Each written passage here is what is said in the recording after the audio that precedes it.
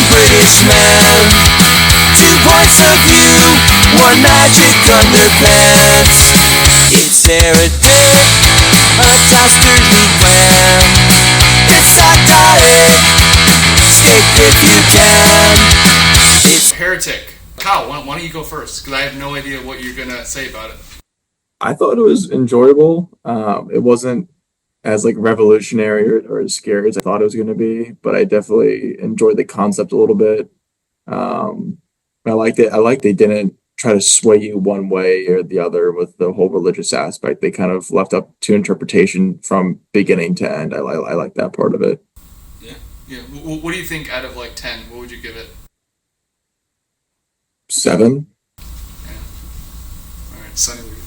I mean, I liked it. Like, I didn't really see any of the trailers or anything, so I wasn't really sure what to expect. On the way there, I was guessing that it was going to be like a supernatural thing just based off the name. But I like what it was. Kind of like a psychological thriller, religious, spooky movie. I liked it, but it wasn't like crazy or anything. The first half of the movie, I think, was a lot better than the second half, just because, like, I mean, I don't really know where the second half could have gone. Like, I think it was fine. It was a good ending. For me, definitely the highlight of the movie was the performances. Hugh Grant was great. Sister Barnes and Sister Baxter were really good. The movie almost gave me, like, the same vibes as The Menu, but if instead of it was about cooking, it was about, like, some, like, Reddit guy explaining religion to you in his bedroom, which is still a really scary concept. And yeah, Hugh Grant was, like, great, of course. Spoiler alert, the Jar Jar impression was fucking amazing. Order! Excuse me.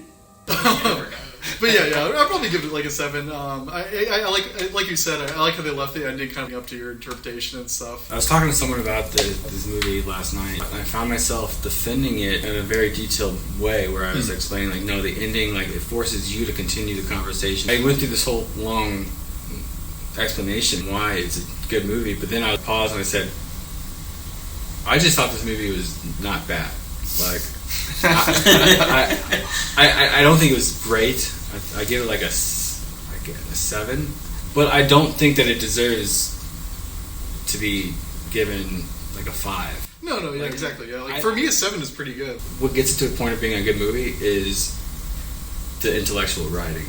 I think it was really carefully written and carefully put together. I saw something in an interview with Hugh Grant. Major spoilers for the ending. Not that his reviews have like spoiler warnings, but apparently he filmed 2 takes of the ending. One where he was perfectly calm while he died. He was in control of the situation the whole time, and the ending that we saw where he's losing his shit and crawling over to her. So it's interesting that they filmed 2 different endings for it, apparently. I liked him losing his shit. Yeah, same. I heard that too, that he did like 2 different endings, but for some reason I thought they didn't go with either, and they had like the third that ended up showing, because I guess I would assume. Well, I would assume that if they had 2 different ones, they went with one of them, that would kind of solidify, okay, he's like this. But I guess looking back, yeah, what he describes, it makes sense. Like, he was a lot more like, you know, kind of like stressing out and everything, and it seemed like he was like somewhat comforted by like her prayer, but then like he's about to stab her, which of course gets like the whole 2 different like endings, right, which I talked about with them after we saw it. It was like, okay, the other girl came back to life, she killed him, and then this girl was able to escape, and then she saw the butterfly, which was her friend. You know, that's a great ending, but like it seems like too good to be true. So it's like, did she die there? Which is the first thing that I thought that she died. I didn't think that for 1 second. Right. So when I saw the movie in the theater, when that happened, the first thing like that kind of like made me go, was like the other chick was alive. She was still alive to kill the girl, and I was like, okay, that's fine. It's movie logic, whatever. Maybe that's like the miracle, which Ari kind of talked to me about after. And then the movie went on, and then her ending there with like seeing the butterfly, it was almost like too perfect. So then I thought, okay, I think she probably died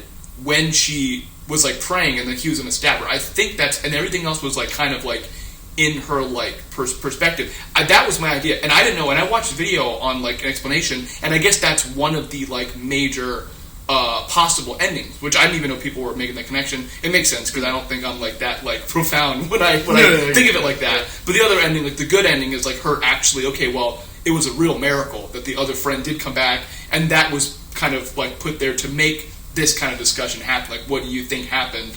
But then I think like when you're like on the edge of death or whatever, the other girl said like, you know, when you're like right there, your mind plays tricks on you and you see these things. So like I don't know. I'm more inclined to think, yeah, that she did die in the moment there and she didn't escape. But I don't know. Also, I did not know this at the time. They were the same people who wrote and directed 65. What? Yeah. had There's no idea. Yeah. Really? Yeah. 65 million? Yeah, it's 65 million. Adam Driver. Yeah. No. Yeah. There's no way. That's crazy. I know. Yeah. Did you see that? That was so fucking bad. It was so fucking bad. It's No. one of the most painful movie watches I've had of all time. Whether or not like either yeah. ending like happened, like whichever one's a real ending or whatever, the fact that like we had the dialogue and they Yeah, put that there, that's really cool. And like the movie had a really good script and the acting. I haven't seen Chloe East in anything. I haven't seen Thatcher, her name I forget. Margaret Thatcher. Yeah, the other actress. I haven't seen her stuff either, but their acting is super super good. So that and the writing alone, just the pacing of it was great. I would say like. Honestly, I'd probably give it an 8. I'd give it an 8 because I was expecting more of like a maze. In the trailer, they showed the picture of like this like hornets like kind of like maze. I think it's from Dante's something. Yeah. And I thought it was going to be like a maze movie, and they were going to have to go through like Maze Runner type shit. Were you disappointed it wasn't? I was so super happy that it wasn't. No, I was happy. It was deeper than that. It was much deeper, and like they went through like a psychological kind of maze, and that was good.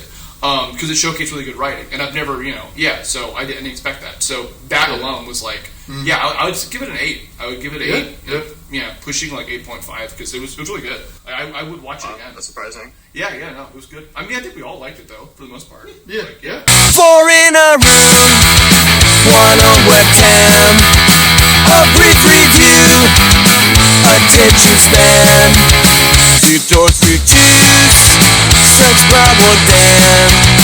We'll see you soon, come back again.